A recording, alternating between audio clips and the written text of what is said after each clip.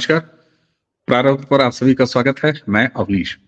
Screen के दूसरे हिस्से में आइए स्वागत कर लेते हैं एक बार फिर अपने नियमित अतिथि गौरव प्रधान जी का। गौरव जी, प्रणाम। बहुत-बहुत स्वागत है आपका। नमस्कार, जय जय जय सिया राम। जय जय श्री राम। जी, दर्शकों, श्री राम लला विराजमान। अब राम आ रहे नहीं, राम आएँगे नहीं, राम आ गए। और रामराज की कल्पना अगर कोई की जा सकती हो, तो राम के स्थापना के बाद ही किसी रामराज की कल्पना की जा सकती है। जब राम खुद ही अपने जन्मभूमि स्थान के मंदिर में स्थापित न हो, तो कैसा रामराज? आप ज़बानी बोल सकते हैं कि रामराज, लेकिन अब यह भारत, अब यह देश इस बात की कल्पना कर सकता है, संकल्पना कर सकता है कि भारत को भी रामराज चाहिए और भारत में रामराज होना चाहिए। प्रभु के आशीर्वाद से सब कार्य संपन्न हो रहे हैं और एक बार फिर श्री राम की अपनी अयोध्या सज रही है। अयोध्या की अलौकिक छवि है। विकास के साथ वहां पर न सिर्फ भौतिक विकास है, आध्यात्मिक विकास है, भाव का विकास है, हर तरह का विकास है। पूरा विश्व इस समय राम में हो चला है। ऐसे में गौरव प्रधान जी के साथ ये जानना बड़ा दिलचस्प रहेगा। गौरव जी, राम तो आगे साहब, अब इस जी देश में सर, रामराज की संकल्पना की जाए। इस देश में रामराज की मतलब रामराज आएगा। जी, राम राज आएगा। इस देश के रामद्रोही विपक्ष की क्या स्थिति होगी आगे आने वाले भविष्य की राजनीति में, खास तौर से जो सामने चुनावी राजनीति दिखाई दे रही है 2024 की। जी। विपक्ष की जहां तक बात है, वही होगा जो इस रामायण में रावण के साथ हुआ, जिसमें रावण का अंत होगा और लंका की डोर लंकापति विभीषण के हाथ में दी जाएगी। भारत की सदियों से, आज से नहीं सदियों से ये परिकल्पना रही है कि भारत ने कभी भी किसी देश को अपने अधीन नहीं किया है। भारत ने कभी भी किसी देश पे आक्रमण नहीं किया है। भारत ने कभी भी किसी को दबाने की कोशिश नहीं करी है, बल्कि अपनी सामर्थ्य के अनुसार जितना भारत का ज्ञान है, उसको विश्व कल्याण में दिया है। तो विश्व गुरु की परिकल्पना यही है कि जहां लंका का राजा भगवान श्री राम ना होके लंकापति विभीषण के हाथ में दिया गया, तो विपक्ष का भी यही रोल है। विपक्ष भारतीय राजनीति में जरूरी है, लेकिन यहां से एक नया विपक्ष निकलेगा, ऐसी मेरी सोच है, जिसका ध्येय राष्ट्र के प्रति और धर्म के प्रति अटूट निष्ठा होगी। तो राम राज्य का अर्थ यही है कि जहां पर छोटे से छोटे व्यक्ति को अपनी बात कहने का अधिकार हो, स्वतंत्रता हो, और भारत विश्व गुरु तभी बन सकता है जब भारत ज्ञान दे। बहुत सारे लोग खास तौर से जो हमारे इंटेलेक्चुअल क्लास हैं टीवी पे और अति विद्वान लोग हैं, वो टर्म यूज करते हैं सुपर पावर का, India is becoming a super power.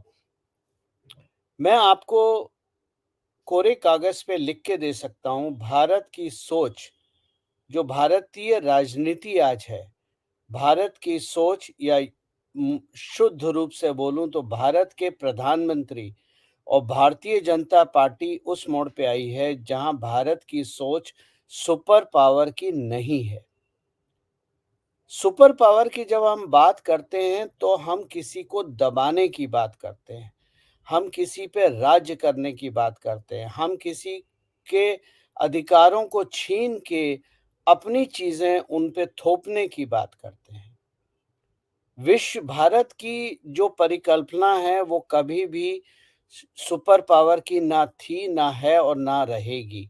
भारतीय परिकल्पना सदा से, हमेशा से एक विश्व गुरु की रही है, जहाँ वो ज्ञान दे, जहाँ वो म्यूचुअल बेनिफिट की बात करें, जहां कमजोर से कमजोर राष्ट्र भी अपने अपनी स्वाभिमान के साथ अपने राष्ट्र का उत्थान करें, जिसमें भारत का सहयोग हो।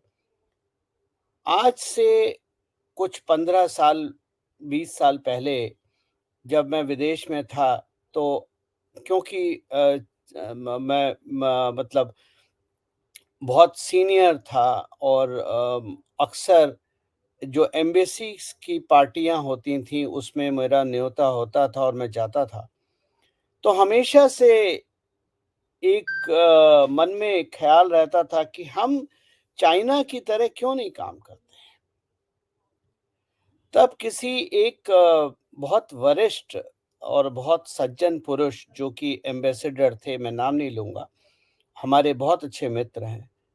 उन्होंने ये बात बताई थी कि गौरव, हमारी सोच, मेरी उन्होंने अपनी व्यक्तिगत सोच की बात करी थी कि हमारी सोच ये नहीं है कि हम अफ्रीका को कैसे डोमिनेट करें चाइना की तरह, बल्कि हमारी सोच ये है कि हम अफ्रीका में कैसे कंट्रीब्यूट करें और अपना स्तर, अपनी लकीर को लंबा करें। वो बात शायद उस समय समझ में मेरे नहीं आई थी, ईमानदारी से बता रहा हूँ। लेकिन जैसे-जैसे समय बीता, वो चीज़ समझ में आने लगी। जैसे एक उदाहरण के तौर पे अगर मैं आपको बात करूँ, और छोटा उदाहरण है, उसके हिसाब से अगर बात करूँ, जो चाइना की जो गाड़ियाँ अफ्रीका में बेची जाती हैं, वो पूरी डीलरशिप और service network Chinese national national manage करते हैं। वहाँ अफ्रीकन लोगों का एम्प्लॉयमेंट नहीं होता है। जबकि जब भारत की टाटा और महिंद्रा अपनी गाड़ियाँ वहाँ बेचते हैं, तो वो डीलरशिप अफ्रीकन होती है। वो स्किल लेबर अफ्रीकन होती है। वो मैकेनिक, सेल्समैन इत्यादि सब अफ्रीकन होते हैं, डीलरशिप की ओनरशिप भी अफ्रीकन। यानी कहने का अर्थ ये है कि हम जॉइंट डेवलपमेंट में बात करते हैं। हम ये नहीं करते कि अपने लोगों को एक्सपोर्ट कर दो और वहाँ पूरी चीज़ें कंट्रोल कर दो। तो मैं निवेदन करना चाहूँगा उन लोगों से जो भारत को सुपर पावर कह के संबोधित करते हैं या सुपर पावर बनने के सपने देखते हैं। मैं चाहता हूँ एक बार वो लोग पलट के देखें और थोड़ा गहराई से इसका अध्ययन करें। क्या वाक़ई भारत सुपर पावर बनना चाहता है? भारत कभी मेरे हिसाब से सुपर पावर नहीं बनेगा, भारत विश्व गुरु बनेगा। क्योंकि वही एक जो चीज़ मैं हमेशा बोलता हूँ, अपनी लकीर लंबी खींचो। आज हम सुपर पावर हैं, कल हो सकता है कि कोई और देश सुपर पावर हो, हमसे हमको सुपरसीड करे। सुपर पावर क्या है? 3 चीज़ों पे कंट्रोल, हथियार, तेल और दवाई। आर्म्स, आर्म्स, फार्मा और ऑयल। इन 3 चीज़ों पे जो जिसकी ठेकेदारी है, वो सुपर पावर है। अमेरिका ने क्या करा? अमेरिका सुपर पावर है। लेकिन हथियार बेचने के लिए उसने हमेशा लड़ाई का साधन लिया। उसने हमेशा, चाहे वो यमन हो आज का, चाहे सीरिया हो, चाहे इराक हो, चाहे अफ़गानिस्तान हो, चाहे कोई भी और देश हो, और हाल ही में जो आपका यूक्रेन है। लेकिन भारत ने कहीं पर भी एक भी बम नहीं फेंका, किसी को अधीन नहीं करा, कोई लड़ाई शुरू नहीं करी। लड़ाई के अंत करने में ज़रूर सहयोग दिया, लेकिन आज अगर आप देखें, राजनीति के दलगत राजनीति से ऊपर उठ के अगर आप देखें, तो आज दुनिया भारत की तरफ अपने प्रॉब्लम्स का सॉल्यूशंस के लिए भारत की तरफ देखती है, भारत का सहयोग माँगती है। ये तभी बना जब हमने दुनिया को देना शुरू करा। कोरोना काल में हमने वैक्सीन दी। हमने ये नहीं देखा कौन हमारे साथ है, कौन हमारे अगेंस्ट है, कौन हमारी लाइन टो करेगा, कौन नहीं करेगा। हमने वैक्सीन दी। उसके बाद हमने अनाज भी दिया, लाखों टन गेहूँ दिया, सब कुछ दिया। ये सोच के कभी नहीं दिया कि इससे हमारी वाहवाही होगी या हमारी सत्ता इस्टेब्लिश होगी। विश्व गुरु यही है। भगवान श्री राम का भी यही, अगर आप जीवन का अध्ययन करें, तो भगवान श्री राम का जीवन भी यही अध्ययन है। उन्होंने लंका पे कभी अपना राज्य स्थापित नहीं करा, वो विभीषण को दिया। उन्होंने बाली को मार के वो राज सुग्रीव को दिया, जबकि सुग्रीव कमजोर था बाली से। अगर केवल युद्ध जीतने की बात होती तो भगवान श्री राम का सबसे अच्छा सहयोगी युद्ध के हिसाब से तो बाली होता। लेकिन आम वानरों की सेना बना के, आम लोगों की सेना बना के, उनमें से एक अच्छा नेतृत्व निकालना, उनसे नेतृत्व के द्वारा उनसे एक अच्छा काम निकालना, राष्ट्र के लिए काम निकालना, मानवता के लिए काम निकालना, यही भगवान श्री राम की सीख है। मैं एक लाइन हमेशा बोलता हूं अवनीश भाई, जिसमें मैं रामायण और गीता को समराइज कर देता हूं। एक छोटी सी लाइन, और बहुत अध्ययन और एक्सपीरियंस के बाद ये लाइन निकली है, ये कहीं से टीपी टापी लाइन नहीं है। कर्तव्य के मार्ग पे चल के अधिकारों की प्राप्ति होती है। लाइन छोटी है। भगवान श्री राम अगर अयोध्या में रहते, कर्तव्य के मार्ग पे नहीं चलते, तो राजा रामचंद्र कहलाते। लेकिन कर्तव्य के मार्ग पे चल के, कष्टों को झेलने के बाद, उनका समाधान निकालने के बाद, सबका सहयोग, बिना भेदभाव के सबका सहयोग निकालने के बाद ही, बिना गद्दी पे बैठे हुए, गद्दी पे बैठने से पहले, राज तिलक होने से पहले, मर्यादा पुरुषोत्तम श्री राम हो गए। तो जो कर्तव्य मार्ग पे चलता है, और अगर आप गीता का सार देखें, तो गीता में भी भगवान श्री कृष्ण ने अर्जुन को कर्तव्य के मार्ग पे चलने की प्रेरणा दी, और कुछ नहीं करा। अब ये चीज तब समझ में आती है जब आप रामायण को उसके मूल आधार में समझो। दुनिया रामायण को, और मैं आज भी बोलता हूं, मैं बहुत सारे युवाओं से बात करता हूं, बहुत सारे लोग और पढ़े लिखे बहुत मैच्योर लोग, इस बात को, मैंने अभी कुछ दिन पहले कुछ राम सेतु के फोटो देखे थे सोशल मीडिया पे, लोगों ने डाले थे, और उन्होंने लिखा था प्रेम की अद्भुत कहानी। मैं यहाँ पर बड़ी विनम्रता से और रिस्पेक्टफुली उनसे डिसएग्री करता हूं, क्योंकि रामायण और राम सेतु प्रेम की कहानी नहीं है, कर्तव्य की कहानी है। लेकिन क्या है कि हमारे जो बॉलीवुड का माइंडसेट है हमारा, वो हर चीज प्रेम की तरफ ले जाता है। एक पुरुष और एक स्त्री में, और भारतीय समाज में भी, अवनीश भाई आप भी बहुत घूमते हैं, मैं भी बहुत घूमता हूं, पति पत्नी के और भाई बहन के अलावा अगर एक पुरुष और एक महिला साथ जाए, तो बॉयफ्रेंड और गर्लफ्रेंड कहलाते हैं। कोई उसको समर्पण नहीं देखता, कोई ये नहीं देखता कि ये शायद उसका आचार्य होगा या गुरु होगा, या वो महिला उसकी प्रेरणा होगी, क्योंकि हमने हर चीज बॉलीवुड के चश्मे से देखी है। भगवान श्री राम और राम सेतु, मेरे हिसाब से, मैं किसी पे थोपना नहीं चाहता अपना विचार, लेकिन मेरे हिसाब से कर्तव्य पथ है, ना कि प्रेम पथ। बिल्कुल, ये बहुत बड़ी बात आपने कही, और जिस तरीके से वाकई बहुत छोटी सी बात है, लेकिन अपने आप में बहुत बड़ा अर्थ रखती है कि अगर प्रभु राम अयोध्या में ही रह गए होते, राजकुमार के रूप में थे ही, राज्याभिषेक होता, राजा राम हो जाते, लेकिन मर्यादा पुरुषोत्तम तो कर्तव्य पथ पर चलने के बाद, अयोध्या लौटने के बाद ही वो ऐसा हुए।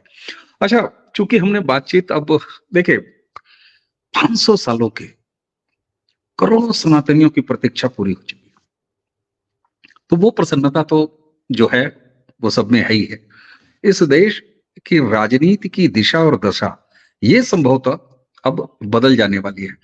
ऐसे में आपको ध्यान होगा जब INDI alliance, so called INDI alliance 2024 के लोकसभा चुनाव के ठीक पहले एक बनाने की कवायद चल रही थी, चल रही है या चलेगी, मैं ये नहीं कह सकता कि वो किस हाल में है, और देश भी जानना चाहेगा कि कोई इंडी अलायंस है या नहीं है। लेकिन आपने देखा होगा 5 राज्यों के जब चुनाव हुए तब भी कांग्रेस ने, और खास तौर के उसके कांग्रेस के नायक राहुल गांधी ने दक्षिण बनाम उत्तर की भाषा, संस्कृति दोनों आधारित एक लड़ाई कराने के आपस में प्रयास किया। इससे पहले राहुल गांधी की पुरानी हिस्ट्री है। जब वो वायनाड, यहाँ अमेठी हारने के बाद वायनाड से लड़े तो सबको याद होगा उन्होंने कहा था कि नहीं, यहाँ के लोग सोफिस्टिकेटेड हैं, अच्छे हैं, एजुकेटेड है। कुल मिलाकर उनका उत्तर बनाम दक्षिण देखा जा रहा है। प्रधानमंत्री नरेंद्र मोदी प्राण प्रतिष्ठा से पहले जिस तरीके से क्या उत्तर क्या दक्षिण, इसका जो एक समागम साफ साफ तौर पर दिखाई दे रहा है। हालांकि 5 राज्यों के चुनाव में भी इंडी गठबंधन और कांग्रेस और राहुल गांधी का ये साउथ वर्सेस नॉर्थ वाला कार्ड चला नहीं। हालांकि चले तो कई कार्ड नहीं, जातियों का विनाश हो गया साहब, जातिगत कार्ड भी नहीं चले। तो ये जो अद्भुत समन्वय आप देख रहे हैं, क्या यही रामराज की असल राजनीतिक संकल्पना है, जहां पर चारों दिशाओं से चल के भारत एक इकट्ठा हो रहा है? और ये श्रेय जाता है राजा राम को, क्योंकि राष्ट्रीय संस्कृति राम है, सांस्कृतिक राजधानी अयोध्या है। कैसे देख रहे हैं आप?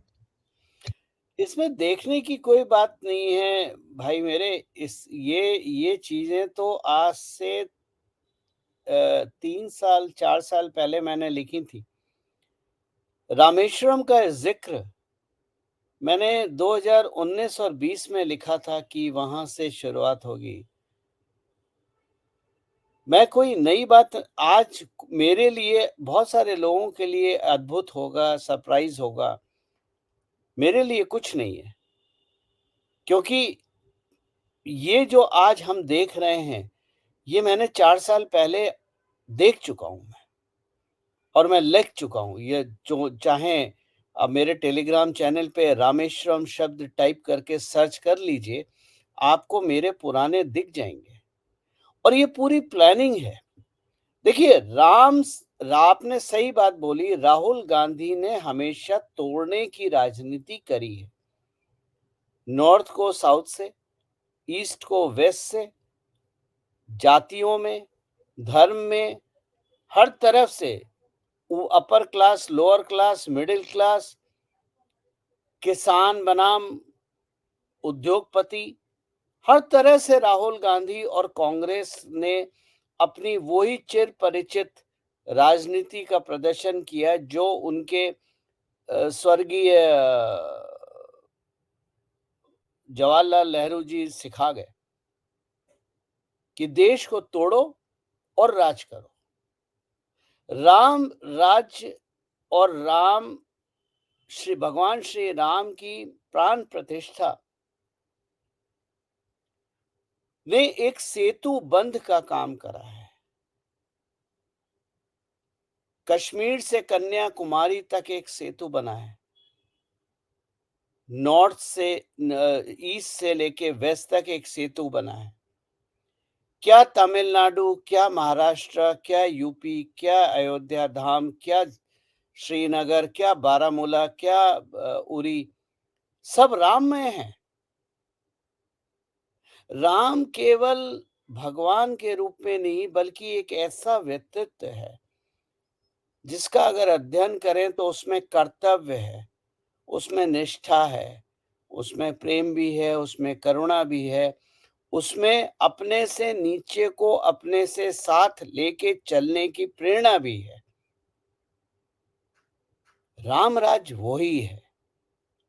तो नरेंद्र मोदी माननीय प्रधानमंत्री जी जो आज रामेश्वरम में हैं, आज भी मैंने कुछ तस्वीरें सुबह देखी थी उनकी। अगर खुद सोचिए, भगवान शिव की स्थापना नहीं होती रामेश्वरम में तो लंका खत्म नहीं होती। आज प्रधानमंत्री राम सेतु पे हैं। राम सेतु, जैसा कि मैंने अभी कहा, मेरे लिए प्रेम पथ से ज्यादा वो एक कर्तव्य पथ है।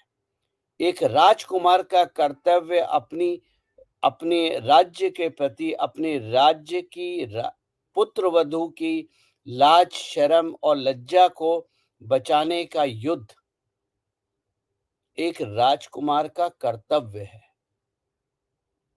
एक युवराज का कर्तव्य है। प्रेम बाद में आता है। तो प्रधानमंत्री का साउथ होना, हमारे दक्षिण भारत में होना, रामेश्वरम से पूजा पाठ तिलक करके प्राण प्रतिष्ठा तक आना, वो राम राज्य का मार्ग ही है जो प्रभु श्री राम ने लंका दहन करने के बाद, रावण का अंत करने के बाद, लंकापति विभीषण को, लंकापति विभीषण देवों में नहीं थे, वो राक्षस कुल के थे। लेकिन राक्षस कुल के भी अच्छे लोगों के हाथ में सत्ता को देने के बाद, बिना अपना अधिकार जमाए, बिना अपने अधीन करे हुए, और उस मार्ग से वापस आना। और कल तो प्रधानमंत्री अयोध्या में होंगे। आप परिकल्पना कीजिए कि अगर मान लीजिए, जो कि संभव नहीं था, लेकिन अगर मान लीजिए कांग्रेस की सरकार में राम मंदिर बन जाता, तो क्या रामेश्वरम को अयोध्या से जोड़ते हैं? क्या तमिलनाडु को अयोध्या से जोड़ने की, या तमिल को अयोध्या से जोड़ने की कोशिश भी होती? नहीं होती। जाते, फीता काटते, उद्घाटन हो गया, चलो घर। लेकिन यहाँ संपूर्ण शास्त्रीय, जो भारतीय वैदिक ज्ञान है, जो भारतीय वैदिक परंपरा है, उसका पालन करते हुए राम राज्य की स्थापना। अगर आपको याद हो, और इस बात पे विपक्ष बहुत सारी बातें करता है, जब गुजरात के राइट्स हुए थे और अटल बिहारी वाजपेयी ने मिले थे, तो प्रेस ने पूछा था, आपने नरेंद्र मोदी को क्या बोला? तो अटल जी ने कहा था, मैंने नरेंद्र मोदी को बोला, राजधर्म का पालन करो। बहुत सारे लोगों को जो राजधर्म की व्याख्या आज करते हैं और अटल जी को आज बहुत महान मानते हैं, और वे बोलते हैं मोदी ने फॉलो नहीं करा, उनकी राजधर्म की व्याख्या ये है कि एक कम्युनिटी को अपीस करो, दूसरी कम्युनिटी को जेल में भेजो। जबकि राजधर्म की व्याख्या ये है कि बिना भेदभाव के जो गलत है उसको अंदर करो, उसको सजा दो, चाहे वो किसी भी कम्युनिटी में हो और चाहे वो किसी भी मजहब का या धर्म का हो। वो राजधर्म है। याद होगा, अगर आप लोग ने महाभारत सीरियल देखा हो, तो एक प्रसंग है उसमें, जब राज तिलक होता है युवराज का, और दुर्योधन और युधिष्ठिर के बीच में बात होती है, तो एक केस प्रस्तुत करा जाता है जिसमें दुर्योधन को, क्योंकि वो अनुज थे, उनसे पहले बोला जाता है कि आप सजा दो। तो वो क्राइम सुन के सबको एक सी सजा देते हैं। जबकि उसके बाद जब युधिष्ठिर से पूछा जाता है कि ये इनका क्राइम है, इनको सजा क्या होनी चाहिए, तो युधिष्ठिर ने कहा, मैं इनका वर्ण जानना चाहता हूं। और उन्होंने कहा, जो शूद्र है वो अज्ञानी है, उसकी सजा सबसे कम होगी। जो क्षत्रिय है उसकी सजा ज्यादा होगी, क्योंकि उसका ध्येय, उसका कर्तव्य लोगों की रक्षा करना है, ना कि उसमें इंडल्ज होना है। और वैश्य जो कि बुद्धिमान है, उसका इसमें होना, इसलिए उसकी सजा और ज्यादा होगी। और ब्राह्मण की सजा सबसे ज्यादा होगी, क्योंकि वो अत्यंत ज्ञानी है। तो राम राज्य का अर्थ यही आज निकलता है और यही नरेंद्र मोदी करते हैं। जब आप मोदी पे सवाल उठाते हैं, तो बड़े दुःख के साथ बोलना पड़ता है, बिना प्रिपेयर करिए, बिना समझे, बिना शास्त्रों का ज्ञान लिए हम मैं जैसे हमेशा बोलता हूँ अवनीश भाई, आप भी जानते हैं मैंने दुनिया भर में काम करा है, सीनियर पोस्ट पे रहा हूँ। मैं जानता हूँ हमने बहुत सारी लीडरशिप वर्कशॉप्स अटेंड करी थी अपने करियर में, जो हमारी कंपनियाँ स्पॉन्सर करती थी, हम उसमें जाते थे और हमेशा वेस्टर्न लीडरशिप हमने पढ़ी है। चाहे वो कोई हार्वर्ड का प्रोफेसर हो या एमआईटी का प्रोफेसर हो या कोई इंटेलेक्चुअल हो, हमने उनकी लीडरशिप कोर्सेस अटेंड करे। लेकिन पिछले 20 वर्षों से जब से मैंने रामायण और महाभारत का अध्ययन करना शुरू करा और समझना शुरू करा, मैं पढ़ता नहीं हूँ, मैं समझने की कोशिश करता हूँ और आज भी समझता हूँ। जब खोलता हूँ कुछ नया दिखता है। तब मुझे समझ में ये चीज़ आई कि लीडरशिप समझने के लिए आपको विदेश की तरफ देखने की ज़रूरत है ही नहीं। आपके कुछ दर्शक शायद प्रोफेशनल हों और लिंक्डइन पे हों और उन्होंने एक बहुत फेमस शब्द सुना हो, जो आजकल वेस्ट में बहुत प्रचलित है और उसको कहते हैं सर्वेंट लीडरशिप। क्योंकि ये वेस्ट मालिक और सर्वेंट के आगे कभी बढ़ा ही नहीं है। लेकिन अगर वो सर्वेंट लीडरशिप की व्याख्या आप पढ़ेंगे, तो ये तो हम सैकड़ों साल से रामायण में पढ़ते आ रहे हैं। इसीलिए जो मेरा सनातन लीडरशिप प्रोग्राम हुआ करता था, जो मैं करता था, उसमें मैंने कभी भी वेस्टर्न फिलॉसफी लीडरशिप की फॉलो नहीं करी। मैंने हमेशा रामायण और महाभारत पढ़ाई। बिल्कुल। अच्छा, आपने एक दो बातें कही, संकेत में कहा, लेकिन मैं संकेत तक ही नहीं छोड़ूंगा। दर्शकों के लिए मैं उसको थोड़ा सा और विस्तृत और फैला के ईज, जिसको कहते हैं ना कि उस पर आपको लेके चलना चाहूंगा गौरव जी। अच्छा, आपने जब एक बात कही कि एक नए विपक्ष का जन्म होगा, तो इसका क्या मतलब है कि आज के विपक्ष को 2024 के मुहाने में खत्म हुआ, लंका लग गई, ऐसा देख रहे हैं आप? 2000 आज का विपक्ष 2024 में खत्म हो जाएगा। ये बात मैं आज नहीं बोल रहा हूँ, ये बात मैं 2014 से बोल रहा हूँ। ठीक है ना? तो आज का विपक्ष खत्म होगा, एक नए विपक्ष का जन्म होगा और ये विपक्ष वो होगा जिसकी अटूट निष्ठा भारत में और सनातन में होगी। मैं बिल्कुल साफ-साफ मुझे दिखाई दे रहा है और इसी विपक्ष में से ही लोग निकलेंगे। कोई मार्स से एलियन नहीं आएंगे। कोई नरेंद्र मोदी नया पैरामीटर नहीं बनाएंगे कि विपक्ष का पैरामीटर क्या होना चाहिए। लेकिन जो विध्वंसकारी मानसिकता वाले लोग विपक्ष में बैठे हैं, इनका अंत 2024 में हो जाएगा और यहां से नए भारत का उदय होगा। मैंने हमेशा बोला है 2014 से 2019 का वक्त भारत की सनातन सिविलाइजेशन का फाउंडेशन रखने में 5 साल लगे। 2019 से 2024 तक का समय उस फाउंडेशन पे एक महल बनाने में लगा। अब 2024 में रामलला महल में विराजमान हो रहे हैं। 2024 के बाद की राजनीति संपूर्ण रूप से राम राज्य की राजनीति होगी। आने वाले 10 वर्षों में न केवल जातिगत राजनीति टूटेगी, बल्कि मजहबी राजनीति भी टूटेगी और जो एक बहुत पेन पॉइंट है लोगों का, जो लोग मुझे लिखते हैं, रिजर्वेशन कब हटेगा? रिजर्वेशन कभी नहीं हटेगा, रिजर्वेशन डिसॉल्व होगा। क्योंकि जब तक जातियां में हम बटे रहेंगे, तब तक रिजर्वेशन हट ही नहीं सकता। ये वो खाई है जो वीपी सिंह ने प्रधानमंत्री रहते हुए भारत की जमीन पे बोई थी राजीव गांधी की सहमति से और सपोर्ट से। अब आप वहां से लेके आज तक की अगर आप राजनीति देखेंगे तो उस खाई को हर राजनीति दल ने और गहरा करता चला गया।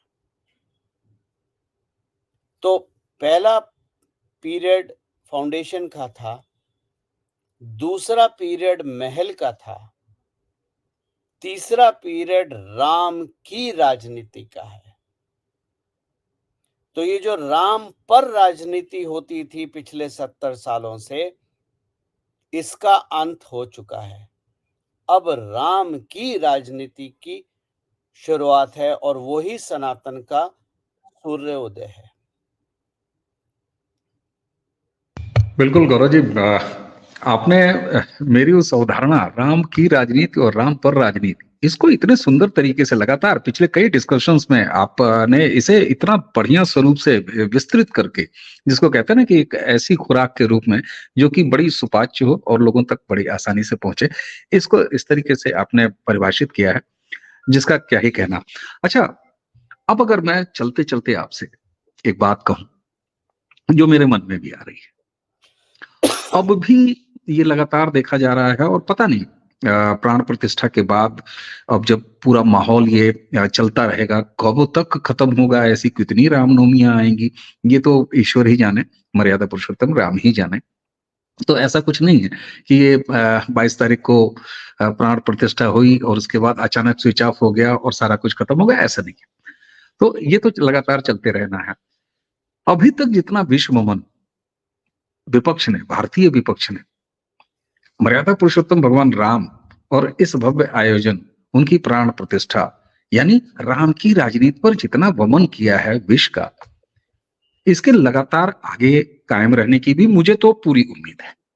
और ऐसे में जब आप ये कह रहे हैं कि विपक्ष की सीधे सीधे लंका लग रही है, यानी आप इस रूप में यह बात कह रहे हैं कि आगे आने वाले समय में भारत में आप पक्ष भी राम का, विपक्ष भी राम का, एक इस तरह की आदर्श स्थिति की बात कर रहे हैं। साथ अचानक चुटकी बजते हुए इतने असुर जो आज तक दिखाई दिए कल तक दिखाई देंगे, कैसे ये चुटकियों में कैसे होगा? दर्शक जानना चाहेंगे, जरा बताइए। पहली चीज, कोई भी चीज राजनीति में अचानक नहीं होती है। मैं बहुत बार इस बात को समझा चुका हूं। अगर वो अचानक है तो मतलब उसको वैसे ही प्लान करा गया है। गौरव जी, मैं जानबूझ के नासमझ होता रहूंगा और आपसे बार बार ये सवाल पूछता रहूंगा ताकि दर्शकों तक ये बात पहुंचे। मैं ये नहीं कह रहा हूं कि हमारे दर्शक नासमझ है, बिल्कुल नहीं, मैं बहुत सुधी है, लेकिन मैं लगातार बात तो होती रहे। जो जो दर्शक आपके मुझे ट्विटर पे कभी फॉलो करा करते थे, मेरे ट्विटर हैंडल खत्म होने से पहले, वो अच्छी तरह से जानते हैं कि 2026 मई 2014 से लेके मैंने हमेशा इस बात को बोला है, जबकि कुछ बहुत माननीय लोग हैं जिन्होंने राम मंदिर के बारे में कहा था कि ऑर्डिनेंस लाओ और राम मंदिर बना दो। और 2014 से हमारे बहुत से सोशल मीडिया के मित्र उछल कूद मचा रहे थे कि कल राम मंदिर बना दो, परसों राम मंदिर बना दो। और मैंने हमेशा कहा था कि 2019 के चुनाव के बाद पहले 370 हटेगी उसी साल, और उसके बाद राम मंदिर का जजमेंट आएगा। आप आपकी भी शादी हुई है अवनीश भाई, मेरी भी शादी हुई है और सैकड़ों लोगों की शादी होती है। आप क्या सीधे बिस्तर से उठ के मंडप में बैठ के और बहू को लेके सुहागरात के लिए, हनीमून के लिए भाग लेते हो क्या? चलिए, अब तो ये बच्चों के बारे में सोचने का विषय है। हाँ, बिल्कुल नहीं, ऐसा नहीं होता। ऐसा नहीं होता है ना। लेकिन एक एक पहले आप दोनों पक्ष मिलते हैं, एक दूसरे की सहमति देखते हैं, प्लानिंग होती है, माता-पिता, रिश्तेदार क्योंकि सनातन में शादी परिवारों के बीच का संबंध होता है, दो व्यक्तियों के बीच का संबंध केवल नहीं होता है। तो इसकी रचना आज से नहीं, इसकी रूपरेखा, राम मंदिर की रूपरेखा, या आज हम जहां खड़े हैं राजनीतिक रूप से भी, उसकी रूपरेखा 2009 से 2014 के बीच में बनी थी और 2014 से उसको इंप्लीमेंट करा। बड़े शुद्ध शब्दों में अगर बोलें, आप भी जानते हैं सुषमा स्वराज नरेंद्र मोदी के अगेंस्ट थी, क्योंकि वो श्री आडवाणी जी के ग्रुप से आती थी, यह आपको पता है। नितिन गडकरी भी नरेंद्र मोदी जी के अगेंस्ट थे 2013 में, लेकिन Sushma ji external affair minister बनी। क्यों बनी? कभी सोचा इस विचार को? भाई, आपसे अगर मेरे को कोई इंसान मेरा अगेंस्ट है, मेरे को पसंद नहीं करता, तो आप भी ये कहोगे इसको टीम में लेने की क्या जरूरत है? लेकिन उनकी एक उपयोगिता थी जो विस्तृत से लिखी गई थी, और उनकी उपयोगिता थी एक महिला, एक सनातनी महिला जिसको सनातन का बहुत डीप नॉलेज थी, ज्ञान था, शब्दों का उच्चारण अच्छा था, उसको ओआईसी में ले जाके, ऑर्गेनाइजेशन ऑफ इस्लामिक कंट्रीज में ले जाके 55-56 इस्लामिक कंट्रीज को तोड़ना, और उसकी परिपाटी, उसका जो फाउंडेशन रखी थी वो एमजे अकबर ने रखी थी। आप और हम जो आम इंसान है वो तो कूदता रहता है, लेकिन मैंने हमेशा लिखा, आपको याद है मी टू आया था, मी टू का केवल एक उद्देश्य था भारत में, एमजे अकबर को उनकी कुर्सी से हटाना। क्योंकि जो बातें आप लोग नहीं समझ पाए, ये लेफ्ट और कम्युनिस्ट और जो भारत के अगेंस्ट कबाल है वो समझ में आ गया था कि एमजे अकबर क्या काम कर रहे हैं। जब तक मिडिल ईस्ट को अपने पक्ष में नहीं लेते, पाकिस्तान बर्बाद करने का फायदा नहीं था। और जब तक पाकिस्तान बर्बाद नहीं करता, जो कि भारत में रहने वाले सेकुलर कीड़ों का माई बाप था या प्रेरणा स्रोत था,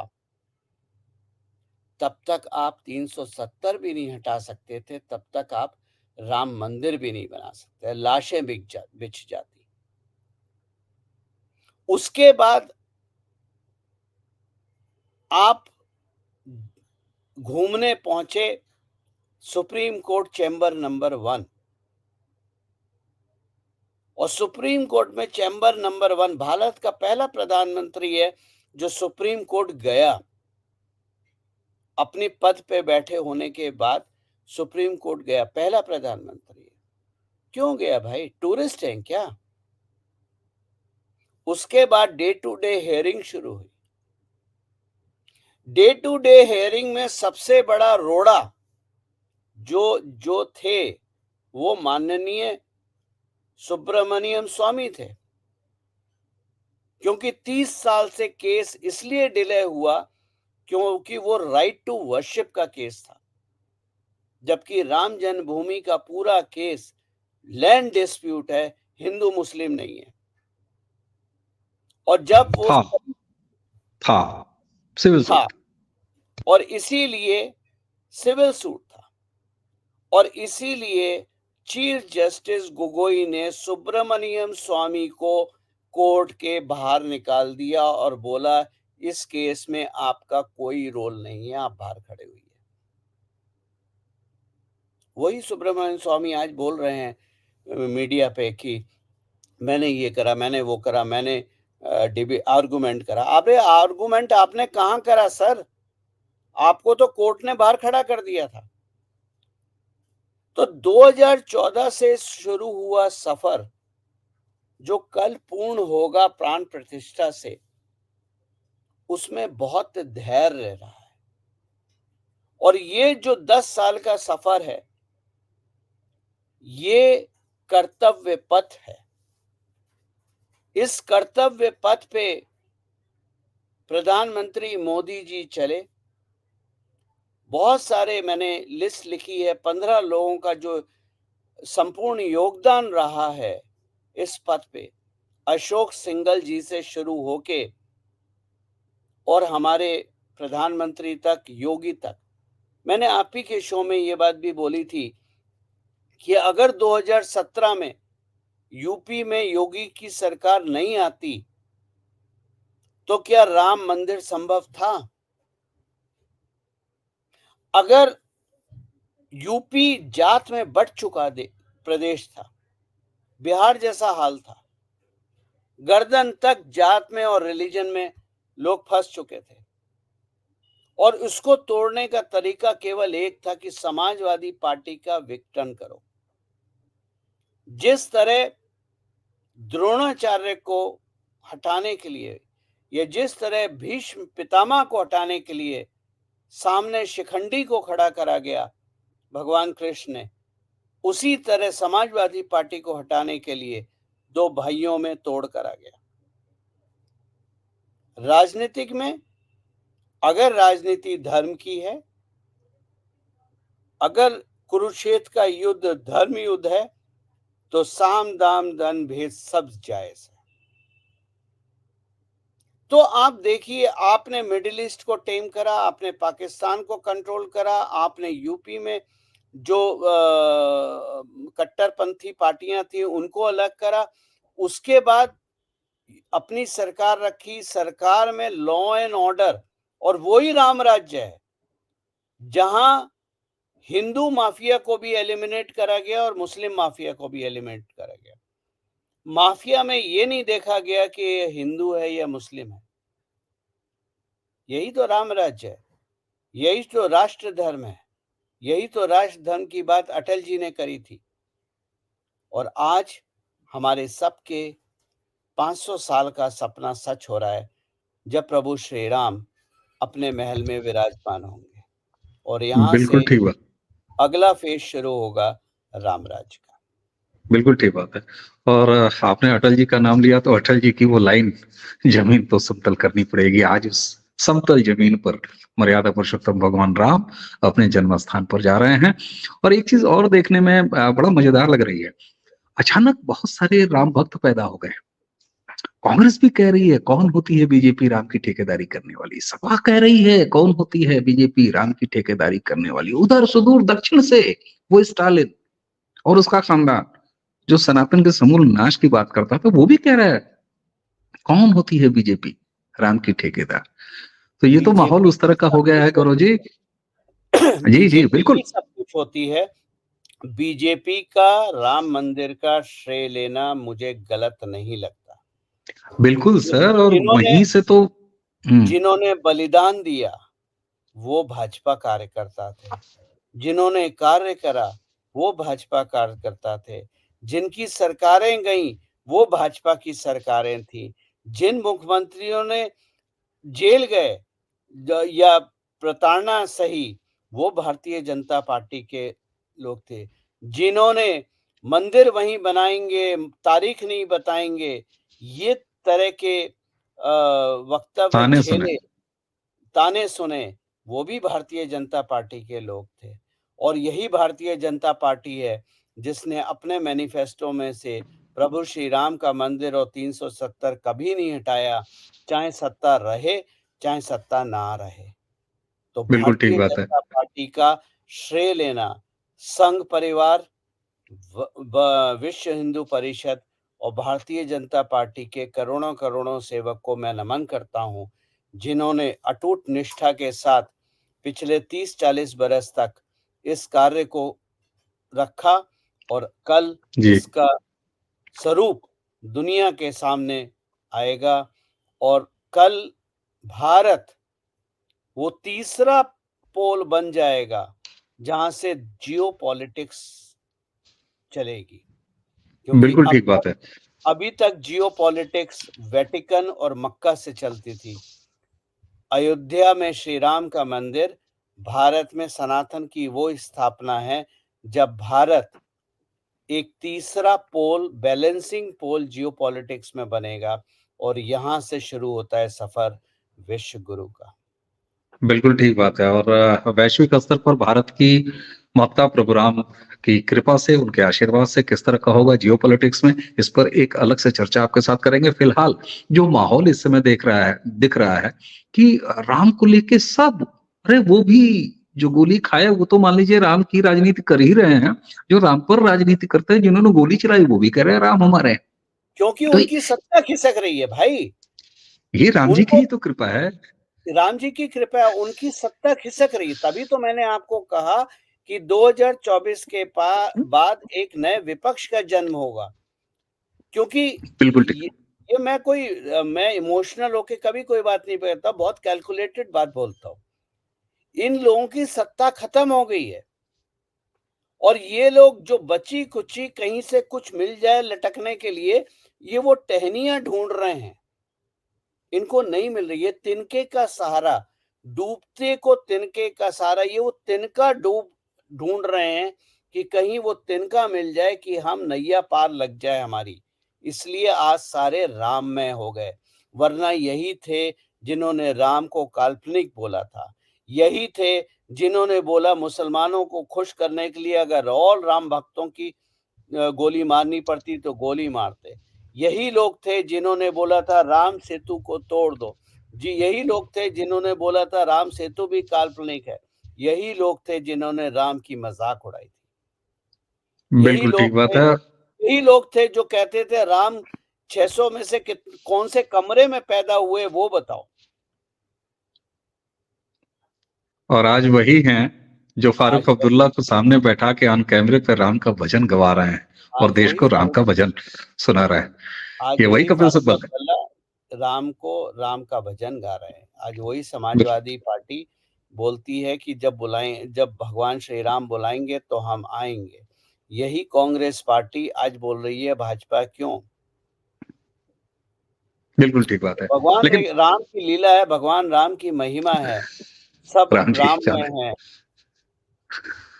बिल्कुल ठीक बात है। मैं तो और बहुत अंत में एक ही मैं लाइन है आपको जी। बताऊं, बहुत खुश हूं मैं। पता पता नहीं, एक अजीब सी संतुष्टि का आभास हो रहा है मन में। एक अजीब सी संतुष्टि का आभास हो रहा है कि हमारा जीवन सफल हुआ। बिल्कुल ठीक शायद बात है। आज और से 1000 साल बाद अवनीश भाई, ना आपको कोई याद रखेगा ना मुझे कोई याद रखेगा। ये यूट्यूब भी नहीं होगा, शायद कुछ और होगा, ये वीडियो शायद हो ना हो, कुछ और होगा। लेकिन एक चीज पक्की है कि 1000 साल बाद लोगों बोलेंगे कि इस समय के जो प्राणी थे, उन्होंने राम लला को वापस आते देखा, राम स्थापना, सनातन का पुनरुत्थान होते हुए देखा और अपना जो भी छोटा मोटा योगदान दे सकते थे, गिलहरी योगदान दे सकते थे, वो उन्होंने दिया। बिल्कुल, अब मैं रिस्क नहीं लूंगा, आप मुझे भावुक कर रहे हैं। अ, सच मानिए, मैंने एक फेसबुक पोस्ट लिखी थी 4 लाइन की, वो दोहरा देता हूं। हम उन भाग्यशाली पीढ़ियों में से हैं कि हम एक ऐसे समय काल में जी रहे हैं जहां हमने प्रभु श्री राम को उस चूने वाली सफेद इमारत में देखा। 6 दिसंबर 1992 के बाद फटे टेंट में देखा, दड़बों में कैद होके सरक सरक के संगीनों के साये में जाके दर्शन किया। हमने ही उन्हें अस्थाई भव्य मंदिर में देखा। और अब हमें राम जी ने ऐसा सौभाग्य दिया हमारी पीढ़ियों को कि हम मर्यादा पुरुषोत्तम भगवान राम, श्री राम लला विराजमान को उनके भव्य मंदिर में विराजते हुए देखेंगे। सच बताएं, हमारा जिक्र कहीं हो ना हो, हम जैसे तमाम लाखों सनातनियों का जिक्र, करोड़ों एक चीज सनातनियों का जिक्र कहीं हो ना। एक चीज और बोलेंगे, चलते चलते एक चीज और आपके दर्शकों को बोलूंगा मैं। वही बॉलीवुड की, वही थिएटर की स्क्रीन्स जहां पर महादेव को टॉयलेट में दौड़ा के लोगों से ताली पिटवाई गई थी, जहां हमारे देवी देवताओं का मजाक उड़ाया गया था, उन्हीं स्क्रीन पे कल पूरे भारत में लाइव टेलीकास्ट होगा भगवान श्री राम की प्राण प्रतिष्ठा का। इससे बड़ा चेंज आपको क्या दिखाई देगा? बिल्कुल नहीं। और इससे बड़ा चेंज अब लगता है कि राम जी से क्या मांगे, सब कुछ तो मिल गया, राम जी मिल गया, अब इससे ज्यादा क्या मांगना। गौरव जी, आपने हमें समय दिया राम जी दर्शकों से के बीच। मैं जी। आपके दर्शकों को एक चीज़ सिखाना चाहता हूँ, समझाना चाहता हूँ। हम्म, राम जी से कुछ माँगने की कोशिश मत करना, क्योंकि राम तुम्हारे अंदर है, राम ने दे रखा है तुम्हें। अगर कोशिश करो, अगर चाहते हो, तो राम के पथ पे चलने की कोशिश करना। और फिर अंतिम शब्द मैं अपने आज के अंतिम शब्द एक लाइन से कंप्लीट करता हूँ। हमेशा इस लाइन को चाहो तो लिख के अपने डेस्क पे, अपने ऑफिस में सामने चिपका लेना।